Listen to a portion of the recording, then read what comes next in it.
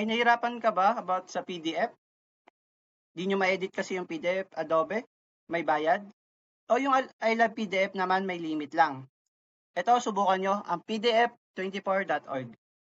Halos lahat ng need nyo sa PDF nandito na. Wala siyang limit, kahit ilang PDF edit mo, okay lang. So simulan na natin. Mag-open ka ng browser, yan. Type mo lang pdf24.org, tapos enter, yan. Ito yung interface niya, yan makikita mo. Then scroll down mo lang, yan. Makikita mo yung function, merge PDF, ito yung pagkasama mo yung mga PDF mo. Yung split, ito yung pag-iwalay yung mga PDF. Yung compress, ito naman yung papalitin yung size. Halimbawa, 1000 MB.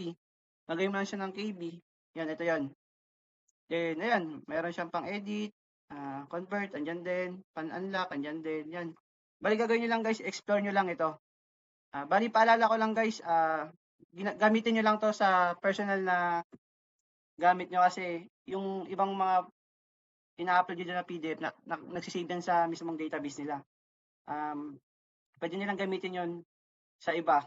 Kaya yun, for security purposes lang, for personal use lang, at huwag kayong magsasama ng mga full details ninyo, mga like full name, birth date, at address.